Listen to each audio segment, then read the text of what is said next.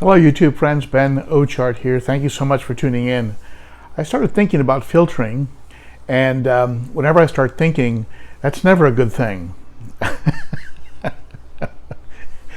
was thinking about filtering, and I was thinking about how maybe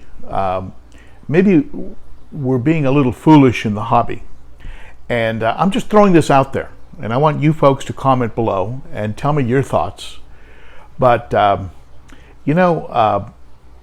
I look at all the products that are out there that make all these promises and all these incredible, all the 200 square miles of surface area that you'll get in this one little ball of biomedia, and yeah, that's great. That's a good thing. But the question is this: do we really need it? Do we need 200 square miles of surface media? If the beneficial bacteria is only going to grow to the degree that the fish waste, that the ammonia being produced by these fish is going to support, and do we really need 100,000 square miles of surface area? Are we being sold a bill of goods? Are we being marketed to, and money being extracted from us unnecessarily? And so I started thinking about this, and well, here are my thoughts. You tell me what you think, and this is just my opinion. I don't want any of you to all of a sudden take the biomedia out of your filters or swap out for sponge filters or something. But here's my take on it. You tell me what you think, and let's get a good conversation going in the comments below. All right? Thank you so much for tuning in. When you consider that every square inch of this aquarium is covered in beneficial bacteria, every piece of coral, every piece of shell, all of the decorations, background, the overflow box, and the inside of that overflow box that runs from top to bottom here, all of those areas, all of those surfaces are covered in beneficial bacteria. So when you consider that, do you think it's really necessary that I have like 200 pounds of media here that this water has to run through, and then a sponge, and then here some additional blue balls and some NO3 cubes? And I mean, is all of that really necessary when you have so much surface area already saturated with beneficial bacteria?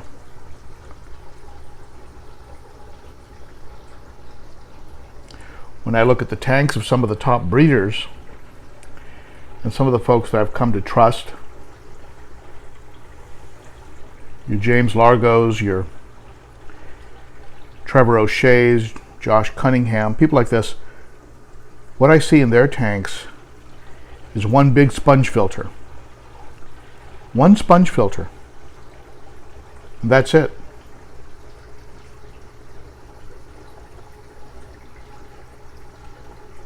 I mean, why couldn't I have just put some sponges down here? Some sponges for the water to run through, like I'm doing here with this porridge sponge,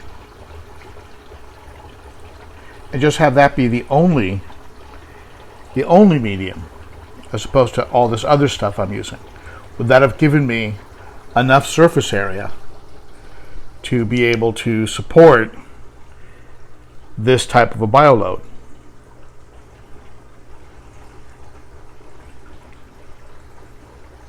Am I actually being foolish in the area of filtering? In other words, am I spending money unnecessarily and adding products that in the end are not really making that much of a difference and are only spreading out what actually could have been supported by the surface areas of the decor and the substrate?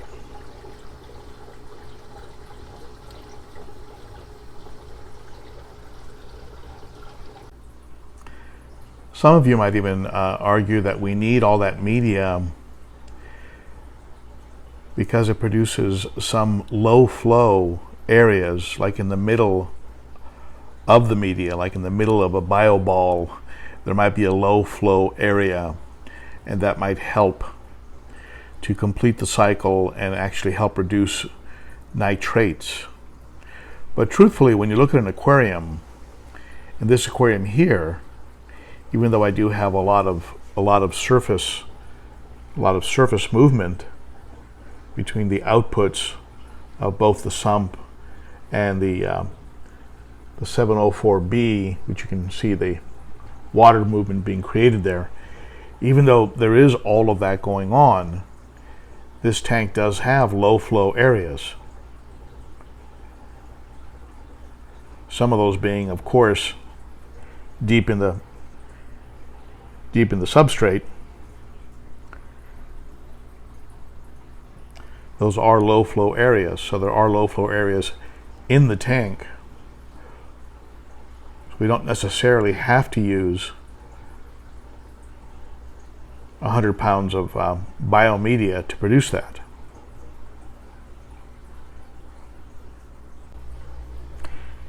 Because the fish are doing well, I'm not going to be rushing to change things. I'm not going to be getting rid of all that biomedia and replacing it with a sponge filter. That's not going to happen. But are they doing well because of all that media?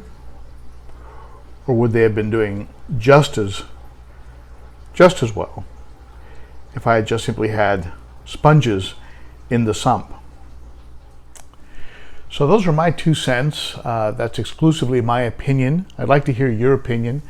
I think that certainly filters, in particular sumps, add water volume, and that has a tremendous benefit in that it dilutes the bad things that are in the water. So if you have a 150 gallon tank like I have, and you have another 40 gallons or 30 gallons of water circulating through a sump, that's going to reduce your parts per million just because you've added more water. You get some of that, a small amount, but you do get some of that with canisters, and a small amount of that in a hang-on back filter.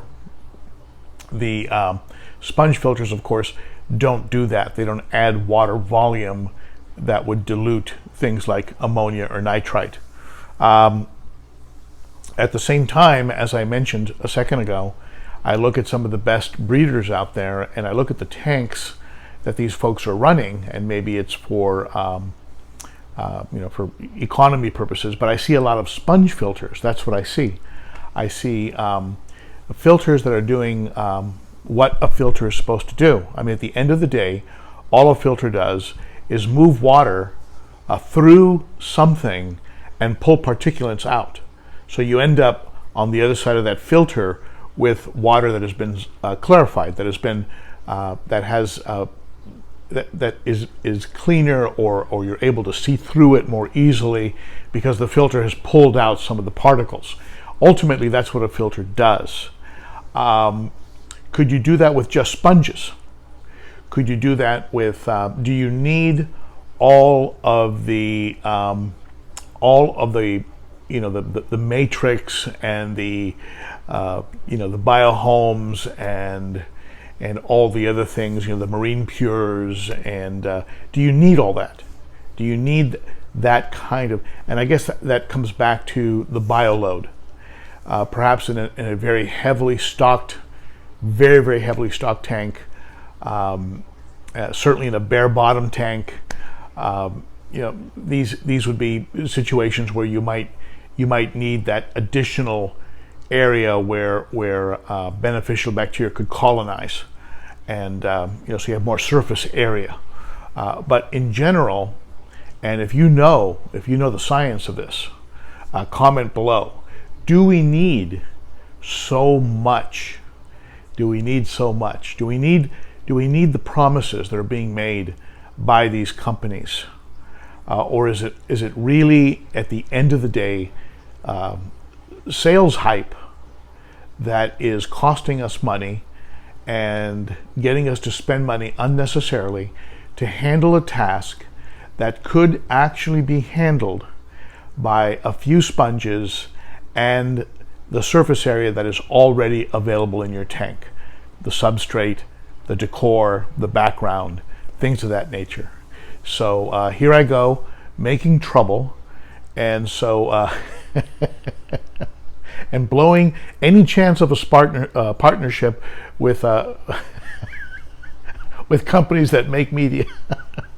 Anyway, comment below. Let me know what your thoughts are, and I really appreciate you tuning in and listening to me thinking about this subject. All right, thank you so much.